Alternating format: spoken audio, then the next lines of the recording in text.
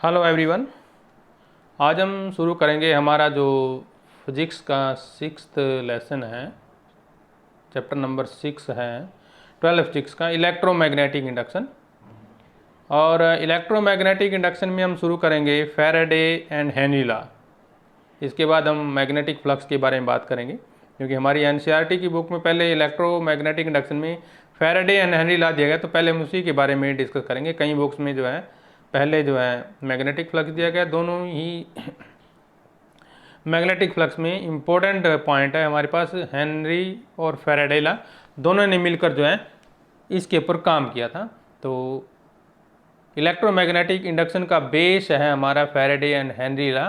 तो ध्यान से समझिए इसको, और हो सके तो आप नोट्स भी बनाइए। तो चलिए हम शुरू करते हैं। हमारा जो आज का टॉपिक है फैराडे एंड हेनरी लॉ, और इसमें हम करेंगे इलेक्ट्रोमैग्नेटिक इंडक्शन के बारे में। थोड़ा सा आपको बता देते हैं। इलेक्ट्रोमैग्नेटिक इंडक्शन जब शुरू में जो है इसको अलग अलग माना जाता था। इलेक्ट्रो का मतलब इलेक्ट्रिसिटी से ले रहे हम, और मैग्नेटिक का मतलब मैग्नेट से लेकर हम चलते हैं। तो दोनों को मिला के एक नई फिजिक्स हमारे सामने, नई साइंस आई, इलेक्ट्रोमैग्नेटिक इंडक्शन। इंडक्शन का मतलब आप समझते ही हैं, बॉडी को जब हम चार्ज करते हैं किसी भी तरीके से, तो इंडक्शन होता है हमारे पास जब हम बॉडी को चार्ज करें विदाउट फिजिकल कॉन्टैक्ट, तो वो इंडक्शन होता है हमारे। मैग्नेटिक इंडक्शन में हमने पढ़ा है, इलेक्ट्रिकल इंडक्शन हमने पढ़ा है। तो जो फैराडे और हेनरी थे, उन्होंने इलेक्ट्रोमैग्नेटिक पर काफ़ी जो है एक्सपेरिमेंट किए। दोनों ने अलग अलग भी किए, इकट्ठे भी एक्सपेरिमेंट किए। तो लास्ट में जाकर उन्होंने जो है बहुत ही अच्छे रिजल्ट मिले, और दोनों को जो हमारी इलेक्ट्रिसिटी है और मैग्नेटिज्म है, दोनों को मिलाकर एक नया हमारा अध्याय टॉपिक बन गया, इलेक्ट्रोमैग्नेटिक इंडक्शन। तो चलिए शुरू करते हैं हमारा आज का अपना topic, Faraday and Henry law का एक्सपेरिमेंट करेंगे हम आज। तो आई एम राजेंद्र कुमार, और आप देख रहे हैं आपका अपना चैनल physics.edu.rajendra। चैनल को लाइक भी कीजिए और सब्सक्राइब भी कीजिए। तो बिना देरी किए चलिए हम शुरू करते हैं हमारा जो आज का टॉपिक है, हेनरी एंड फैराडे एक्सपेरिमेंट। देखिए, जो हमारे साइंटिस्ट थे हेनरी एंड फैराडे, पहले उसके बारे में हम थोड़ा सा जान लेते हैं किस तरह से हमारा इलेक्ट्रोमैग्नेटिक इंडक्शन शुरू हुआ।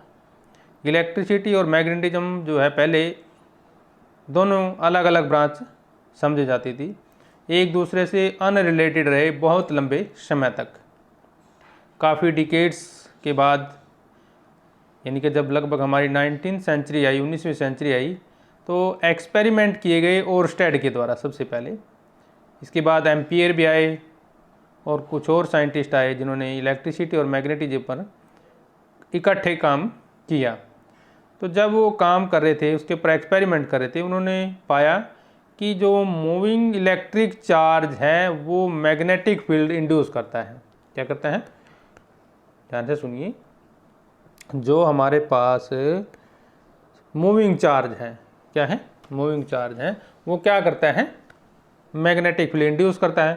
तो ये तो बात सबको जो है एक हैरानी वाली लगी कि जो चार्ज है वो मैग्नेटिक फील्ड प्रोड्यूस कर रहा है। एग्जाम्पल के तौर पर आप भी खुद देख सकते हैं, electric current deflects a magnetic compass needle. जब हम उसको उसके अंदर रखते हैं, मैग्नेटिक फील्ड के अंदर रखते हैं, और ये नेचुरल क्वेश्चन है फिर हमारे सामने कि क्या इसका उल्टा भी पॉसिबल है? Can a moving magnet produce electric current? भी जब इलेक्ट्रिसिटी से मैग्नेटिक फील्ड बन रहा है, तो क्या मैग्नेटिक फील्ड से इलेक्ट्रिसिटी बन सकती है? क्या हमारी नेचर इस तरह के रिलेशन को परमिट करती है, इलेक्ट्रिसिटी एंड मैग्नेटिज्म? मतलब भी मैग्नेटिज्म से हम इलेक्ट्रिसिटी बना लें और इलेक्ट्रिसिटी से मैग्नेटिज्म की प्रॉपर्टी प्रोड्यूस कर ले, क्या हमारी नेचर ऐसा कर सकती है? तो आंसर बड़ा ही इंटरेस्टिंग था, यस। तो उसी के ऊपर जो हमारे पास माइकल फैराडे थे, इंग्लिश साइंटिस्ट थे, और जोसेफ हेनरी थे जो यूएसए के थे, उन्होंने लगभग 1830 यानी कि 1830 के आसपास जो है एक्सपेरिमेंट किए दोनों के ऊपर, इलेक्ट्रिक करंट और मैग्नेटिक फील्ड के ऊपर। तो इलेक्ट्रिक करंट में उन्होंने जो है कि क्लोज्ड कोयल बनाई, कोयल हम समझते हैं आप ऐसे इस तरह से कोई कोयल होती है उसको हम कोयल बोलते हैं।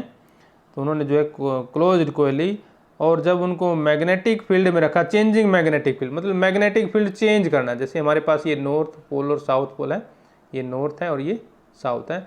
जब हम मान लो इसको इस साइड कोयल की तरफ लेके जाते हैं, इसको इसकी तरफ लेकर जाते हैं, कोयल की तरफ लेके जाते हैं या इससे दूर लेकर जाते हैं, मतलब को मैग्नेटिक फील्ड को मूव कराना है। मैग्नेटिक फील्ड को कोयल से एक बार आप लेफ्ट की ओर ले जा सकते हैं, लेफ्ट की ओर, एक बार उसको राइट की ओर लेकर जा सकते हैं।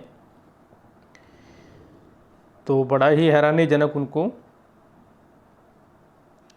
फिनोमेना मिली कि जैसे ही हम मैग्नेटिक फील्ड को मूव कराते हैं तो इलेक्ट्रिक फील्ड इंड्यूस होता है, यानी कि उन्होंने जो एमीटर या ग्लोनोमीटर लगाया था वो डिफ्लेक्शन शो कर रहा था। तो इस लेसन में इस जो फैराडे और हेनरी का जो हमारे पास एक्सपेरिमेंट है, हम इसी के बारे में पढ़ेंगे, फिनोमेना के बारे में, कि electric current is generated by a varying magnetic field, और जिसको हम बोलते हैं इलेक्ट्रोमैग्नेटिक इंडक्शन। ये यहाँ से हमारी इलेक्ट्रोमैग्नेटिक इंडक्शन की डेफिनेशन बनती है कि जब हम इलेक्ट्रिक करंट को जनरेट करते हैं बाय वेरिंग मैग्नेटिक फील्ड, तो उस प्रॉपर्टी को हम बोलते हैं इलेक्ट्रोमैग्नेटिक इंडक्शन। तो फैराडे सबसे पहले पाया कि रिलेटिव मोशन है बार मैग्नेट और लूप के बीच में। देखिए जैसे हमारे पास ये बार मैग्नेट है, ये बार मैग्नेट हमारे पास, ठीक है, और ये लूप है हमारे पास, कोई भी इस तरह से बना लीजिए, इसको हम जो है इलेक्ट्रिसिटी से भी जोड़ सकते हैं, करंट से जोड़ सकते हैं। तो उन्होंने पाया कि दोनों के बीच में रिलेटिव रिलेशन है कुछ ना कुछ, बार मैग्नेट, जो ये हमारा बार मैग्नेट है और ये लूप है हमारी, इन दोनों के बीच में जो है एक कनेक्शन है। और इसी को उन्होंने कहा क्या इसका यूज कर सकते हैं इलेक्ट्रिसिटी प्रोड्यूस करने के लिए। तो ये बात चल रही थी दोनों के बीच में, फैराडे और हेनरी के बीच में बात चली थी, बड़ी इंटरेस्टिंग थी। तो उनका रिप्लाई क्या था, what is the use of new born baby. भाई ये तो एक नया बेबी बॉर्न हो गया, इलेक्ट्रिसिटी उन्होंने प्रोड्यूस कर ली मैग्नेटिज्म से। तो उनके लिए तो जो साइंटिस्ट होते हैं उनके लिए तो एक बच्चा ही हो गया ना। तो बड़े हैरान हुए, बड़े खुश हुए। तो जो हमारी इलेक्ट्रोमैग्नेटिक इंडक्शन की फिनोमेना थी, नॉट वो थ्योरेटिकल है बल्कि एकेडमिक इंटरेस्ट पर भी बड़ी कामयाब रही, इसकी प्रैक्टिकल भी हमारे पास काफ़ी हुए हैं। तो जैसे ही इलेक्ट्रोमैग्नेटिक इंडक्शन का चैप्टर शुरू हुआ तो हमारे वर्ल्ड में जो है एक नई क्रांति शुरू हो गई। तो उस समय में वैसे भी हमारे यहाँ ना तो इलेक्ट्रिसिटी थी और ना कोई करंट था, ना कोई लाइट थी, ना कोई ट्रेन थी, ना कोई टेलीफोन था और ना कोई पर्सनल कंप्यूटर था। और उस समय वो साइंटिस्ट एक्सपेरिमेंट में लगे हुए थे। तो साइंटिस्ट भी देखो कितने लाजवाब होते हैं, अपना जीवन जो है पूरा का पूरा उस पर निछावर कर देते हैं। तो सैल्यूट ऐसे साइंटिस्टों को जो हमारे लिए दिन रात काम करते हैं और हमें ऐसी सुख सुविधाएं देते हैं कि हम उनका भरपूर आनंद लेते हैं। तो pioneering experiment of Faraday and Henry have the lead directly to the development of the modern generation. और तो और क्या, जो आज के जनरेटर हैं, ट्रांसफार्मर हैं, उनका सब का बेस क्या है हमारे पास, फैराडे और हेनरी का जो एक्सपेरिमेंट है उसी के पर बेस है। जो आज की सिविलाइजेशन है वो तो उनका ऋण ही रहेगी कि इतनी बड़ी डिस्कवरी उन्होंने कर दी, इलेक्ट्रोमैग्नेटिक इंडक्शन। उसी से ही हमारा जो देखिए मोबाइल भी उसी के ऊपर बेस्ड हो गया, टीवी, फर्नीचर, जो भी हम देखते हैं अपने आसपास देखते हैं तो सारे का सारा इलेक्ट्रोमैग्नेटिक इंडक्शन पर बेस्ड है। तो चलिए हम शुरू करते हैं हमारा टॉपिक, फैराडे का हेनरी का जो एक्सपेरिमेंट किया था। तो जब 19वीं सेंचुरी की बात है, ये इंग्लिश साइंटिस्ट थे वो, जो कि जिसको हम इसका क्रेडिट दे सकते हैं इलेक्ट्रोमैग्नेटिक इंडक्शन का। वो बड़े अच्छे फिजिस्ट थे, केमिस्ट्री में भी उन्होंने, फिजिक्स में, केमिस्ट्री में काफ़ी जो है खोजें की, मैग्नेटिक करंट के बारे में, इलेक्ट्रोकेमिस्ट्री के बारे में। तो उन्होंने जो है दिन रात काम किया, तो उसी के ऊपर हम चलते हैं। हमारा तो देखिए, current is the flow of electron from one place to another. Current क्या है? सिंपली फ्लो ऑफ इलेक्ट्रॉन होता है। करंट क्या है? सिंपली फ्लो ऑफ इलेक्ट्रॉन होता है। और electricity is the carried out, तब जब करंट फ्लो करता है, इलेक्ट्रॉन्स फ्लो करता है, तभी हम बोलते हैं भी इलेक्ट्रिसिटी फ्लो हो रही है, तभी बोलते हैं करंट है। अगर इलेक्ट्रॉन का फ्लो नहीं है तो करंट भी नहीं है। Currents are known to create their own magnetic field. Current भी जो है अपना खुद का मैग्नेटिक फील्ड इंड्यूस करता है। Moment of magnets is known to induce और create current in a wire. तो मैग्नेट की भी यही प्रॉपर्टी है कि वो एक करंट इंड्यूस कर देता है किसी भी वायर में। और इन दिस लैब, यानी कि जो हेनरी की लैब है, तो we will recreate Faraday famous experiment by building a solenoid. तो सोलिनॉइड का चैप्टर आपने पढ़ा होगा। सोलिनॉइड का होता है एक इस तरह, जो देखिए फिगर में दिखाया गया, ये सोलिनॉइड है हमारे पास। ये क्या है? सोलिनॉइड है। जब इस तरह की कोई कोयल लेते हैं तो उसको हम सोलिनॉइड बोलते हैं। तो उन्होंने एक्सपेरिमेंट किए फैराडे हेनरी ने। देखिए पहला हमारा ये एक्सपेरिमेंट है। तो ये देखिए हमारे पास एक मैग्नेट दिया गया है, नॉर्थ पोल और साउथ पोल है। तो इसको मूवमेंट कराया गया, इनके देखिए ये राइट साइड की ओर मूवमेंट कराया गया, इसको राइट साइड की ओर मूवमेंट कराते हैं। और ये कोई कोयल है हमारे पास, ये देखिए ये कोयल है। तो जैसे ही इसको मैग्नेट को इसकी ओर हम मूव कराते हैं, तो जो ये लगा हुआ है हमारे पास गैल्वेनोमीटर, इसमें डिफ्लेक्शन शो होता है। तो ये देखकर उनको बड़ी खुशी हुई। तो बड़ा खुश हुए कि ये इस तरह की फिनोमेना हमारे सामने मौजूद और हमें पता ही नहीं है। देखिए जो मैग्नेटिक, ये मैग्नेटिक फील्ड लाइन है हमारी, ये क्या है? मैग्नेटिक फील्ड लाइन है। और ये डिपेंड किस पे करती हैं? जितना ज़्यादा, देखिए ये जितना ज़्यादा ये वाला एरिया होगा ना, जितना ज़्यादा हमारे पास ये एरिया होगा, उतनी ही ज़्यादा मैग्नेटिक फील्ड होंगी। ये वाला एरिया देखिए, ये जो कोयल बनाई है, इसका एरिया जितना ज़्यादा होगा उतनी ही मैग्नेटिक फील्ड लाइन हमारी बनेगी। और जितना छोटा होगा मैग्नेटिक फील्ड लाइन भी उतनी ही पास कम से गुजरेंगी। तो इसका मतलब ये directly proportional to area, surface area जो हमारे पास होता है। तो इसमें हमारे पास एक्सपेरिमेंट में क्या है भी, जब north pole of a bar magnet is moved, जब ये देखिए ये नॉर्थ पोल है, इसको मूव कराते हैं हम किसकी तरफ? कोयल की तरफ मूव कराते हैं, टुवार्ड द कोयल या लूप भी बोल सकते हैं। The galvanometer connected to the, जो ये गैल्वेनोमीटर जुड़ा हुआ है हमारे पास, ये क्या करता है? एक डिफ्लेक्शन शो करता है। तो इट करप्शन, तो इससे क्या साबित होता है कि इसमें करंट फ्लो कर रहा है, flow of electric current in the coil. It also noted that the deflection last long as bar magnet is in motion. एक खास बात इसमें क्या नोट की गई कि जैसे ही हमारे पास ये बार मैग्नेट है, इसको मूव कराते रहेंगे तब तक उसमें करंट चलेगा। और जैसे ही हम उसको बंद कर देंगे तो उसमें डिफ्लेक्शन नहीं आएगा, नो डिफ्लेक्शन आ जाएगा। No deflection is shown by the galvanometer when the magnet does not move. तो जैसा कि फिगर में दिखाया गया हमारे पास, जो बार मैग्नेट है उसको बार बार कोयल की ओर जो है जब मूव कराते हैं तो डिफ्लेक्शन आता है, नहीं तो उसमें डिफ्लेक्शन नहीं आएगा। और दूसरी बात देखिए, deflection in the opposite direction. Direction क्या होगा? जो उसमें मतलब हमारे पास डिफ्लेक्शन होगा वो अपोजिट डायरेक्शन में होगा। तो इसका मतलब क्या है कि current flow in the reverse direction. Current हमेशा रिवर्स डायरेक्शन में फ्लो करता है, मतलब जैसे इस तरह से हम दिखा सकते हैं करंट को फ्लो करते हैं। तो ये सेकंड हमारे पास फिगर दिखाया गया। देखिए ये फर्स्ट कोयल है हमारे पास। अब इसने मैग्नेटिक कोयल बना लिया इसके अंदर। अब पहले हमने बार मैग्नेट लिया होता ऐसे, अब क्या है? मैग्नेटिक फील्ड हम कोयल से इंड्यूस कर रहे हैं कि हमारे पास कोई एक्स कोयल है और ये कोई वाई कोयल है।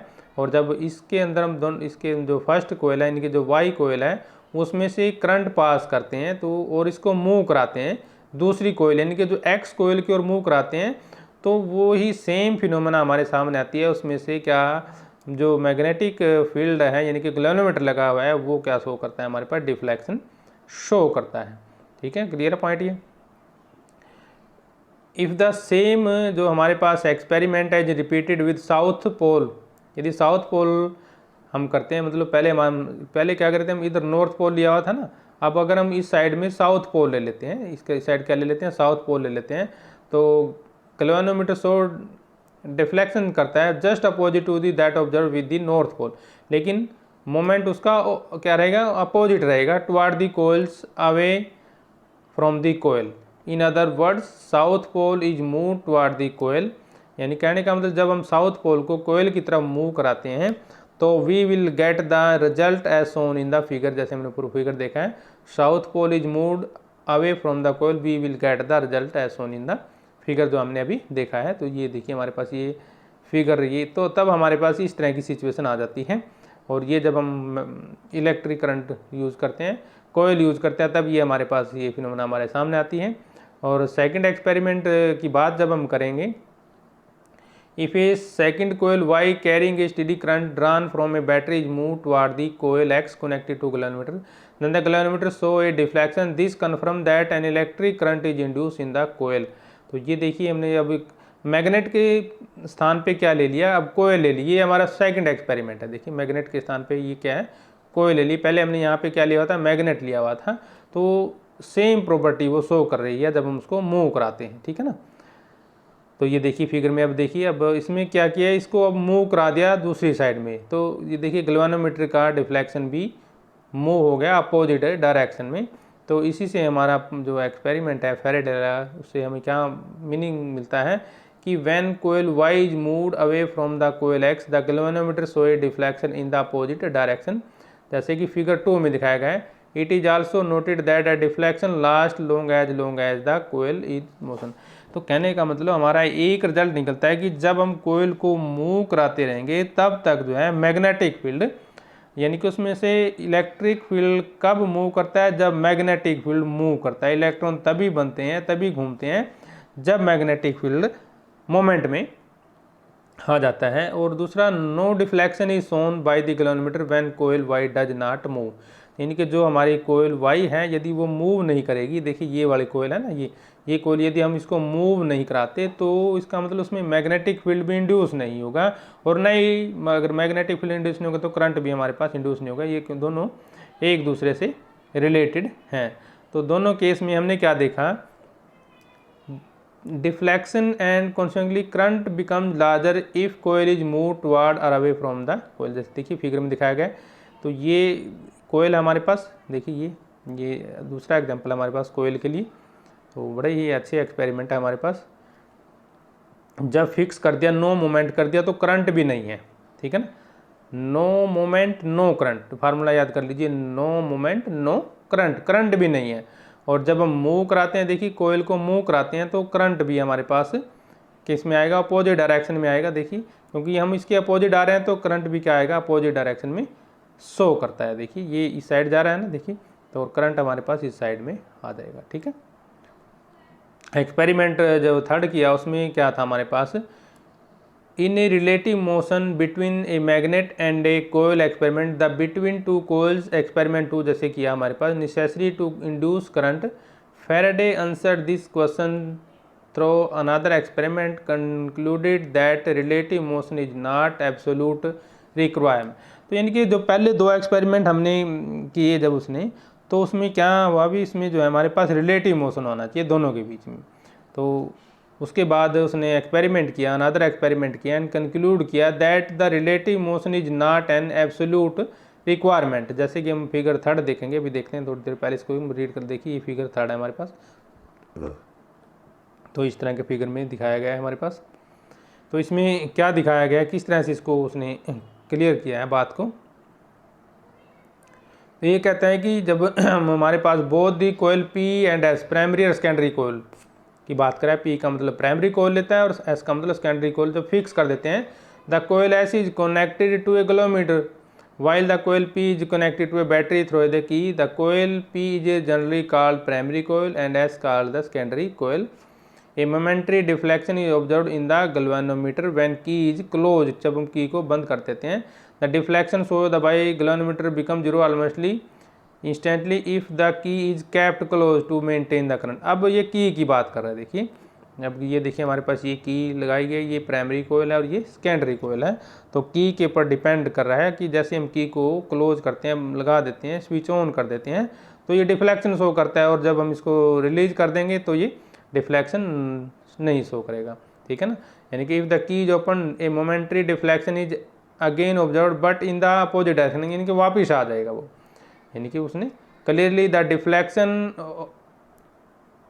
in the galvanometer produced only when key is closed and opened in the primary coil, तो it was concluded that factor responsible for inducing current in the secondary coil, hence the deflection in galvanometer is the change in magnetic flux due to change in current in the primary coil. तो ये point बनता है, the deflection in the galvanometer is the change in magnetic flux due to change in the electric in the primary coil. तो दूसरा उन्होंने क्या observe किया that कि deflection increase when an iron rod is inserted into the coil along their axis. तो दूसरी बात इन्होंने ये ऑब्जर्व की थी। तो फैराडे जो मैग्नेटिक फील्ड इंडक्शन है उसके बारे में जो एक्सपेरिमेंट किया उन्होंने क्या किया था, when Michael Faraday made his discovery of electromagnetic induction in 1831 he hypothesized that a changing magnetic field is necessary to induce a current nearby circuit। मतलब मैग्नेटिक फील्ड को चेंज कराना जरूरी होता है। जब उसने लास्ट में एक्सपेरिमेंट किया, देखिए ये दिखाया गया, ये जो है हमारे पास बार मैग्नेट है, ये देखिए, और ये जो है हमारे पास क्या है, सोलेनोइड है, एक तरह से क्या है, सोलेनोइड है। इसको अंदर की ओर मूव कराया जा रहा है, कभी बाहर की ओर मूव कराया जाए तो मैग्नेटिक डिफ्लेक्शन इसके अंदर आ जाएगा। तो जब हम मूवमेंट नहीं करेंगे, देखिए मूवमेंट नहीं करेंगे तो क्या है, नो मूवमेंट, तो no current. To test this hypothesis, तो इसको जो चेक करने के लिए he made a coil by wrapping a paper cylinder with wire. He connected the coil to a galvanometer and then move the magnet back and forth inside the cylinder. मतलब बाहर निकाला कभी, ये देखिए इस तरह से उसने एक्सपेरिमेंट किया था। देखिए ये जो मैग्नेट है, एक बार तो इसने फिक्स रख दिया, फिर इसको कभी बाहर लाना और कभी अंदर लाना, दो तरह से ये काम कर रहा है हमारे एक्सपेरिमेंट के अंदर, जो वो कर रहे थे, एक्सपेरिमेंट कर रहे थे। When you move the magnet back and fourth, back and fourth का मतलब कभी आगे करना और कभी पीछे करना, कभी इस साइड लेके जाएंगे, कभी इस साइड लेके आएंगे, तो क्या होगा, हमें क्या नोटिस होगा कि that galvanometer needle moves indicating that a current is induced in the coil. Notice also that the needle immediately return to zero when the magnet is not moving। ठीक है, ये देख point. Faraday confirmed that moving magnetic field is necessary in order for electromagnetic induction to occur। देखिए जो हमारा एक experiment था उसमें बीच में ये कुछ बातें इस तरह से कर रहा था, लेकिन उसमें उसने की का यूज़ किया था। तो की के हिसाब से उसने देखा भी की को रिलीज करते हैं, मतलब ओपन कर देते हैं, तो मैग्नेटिक फील्ड की जो गैल्वेनोमीटर की डिफ्लेक्शन है वापस आ जाती है, नहीं तो वो शुरू भी हमारी चली जाती है। तो इस तरह से जो फैराडे ने काफ़ी एक्सपेरिमेंट किए हमारे पास, तो बड़े ही अच्छे एक्सपेरिमेंट थे हमारे। तो ये था हमारे पास जो हमारे फैराडे और हेनरी लॉ के एक्सपेरिमेंट थे। तो इससे हमें क्या रिजल्ट निकलता है कि उसने ऑब्जर्व किया कि galvanometer show A momentary deflection with the tapping की इज प्रेस्ड। तो ये था हमारा आज का जो मेन टॉपिक था, Faraday law of electromagnetic induction. उसने तो हमारे पास 3 एक्सपेरिमेंट उसने किए थे। एक तो एक्सपेरिमेंट उसने किया था बार मैग्नेट के ऊपर, उसको मूव कराया इधर से उधर। देखिए हम दोबारा आपको रिवाइज करा देते हैं। देखिए पहला एक्सपेरिमेंट उसने जो किया था, ये पहला एक्सपेरिमेंट था हमारे पास, ये बार मैग्नेट वाला किया इसने। देखिए ये बार मैग्नेट दिखाया गया, इसको मूव करा रहा है, ये नॉर्थ पोल लेके चलता है हमारे पास, तो इस साइड मूव कराता है ये, और डिफ्लेक्शन शो होगा। फिर दूसरा उसने क्या किया लिया, बार मैग्नेट के स्थान पे ये कोयल ले लेता है, फिर इसको मूव कराता है, तो सेम वही फिनोमेना हमारे पास हो जाती है। इसमें प्राइमरी और सेकेंडरी कोयल लेके फिर वो एक्सपेरिमेंट करता है, तो फिर उसको दूसरी साइड में मूव कराता है, तो डिफ्लेक्शन भी अगेन शो होता है हमारे पास। तो इसके बाद हमारे पास नो मोमेंट होगा, जब उसने एक्सपेरिमेंट किया कि बार मैग्नेट को यदि मूव नहीं करेंगे तो नो मोमेंट होगा। देखिए यहाँ पे यदि उसको हिलाता है तो मूविंग आउट करता है, तो फिर इंड्यूस करंट आ जाता है उसके अंदर। एक्सपेरिमेंट 3 में उसने जो किया कि between 2 coils is necessary to induce current. अभी क्या मतलब वो क्वेश्चनिंग कर रहा है, जो देखिए ये इंपॉर्टेंट पॉइंट हमारे पास, आप इसको समझ लीजिए। In is relative motion between a magnet and a coil experiment between 2 coil experiment is necessary to induce current. तो उनके दिमाग में ये बात आई थी भी क्या ये जरूरी है। Faraday this answer this question through another experiment and concluded that relative motion is not an absolute requirement. मतलब एब्सोल्यूट नहीं है, लेकिन उन्होंने लास्ट में एक्सपेरिमेंट यही कहा कि उसके लिए मोमेंट जरूरी है। तो इसके लिए उन्होंने की का भी एक्सपेरिमेंट किया। अभी की जब हम लगाते हैं तो परमानेंटली जो है generally car the primary call और सेकेंडरी कॉल मोमेंटरी डिफ्लेक्शन इसमें जो है ऑब्जर्व होता है जब हम की को क्लोज कर देते हैं। तो ये था हमारे पास जो हेनरी के जो हमारे पास एक्सपेरिमेंट थे। तो नेक्स्ट वीडियो हम जल्दी हाजिर होंगे, तब तक के लिए हम लेते हैं आपसे इजाज़त। जय हिंद।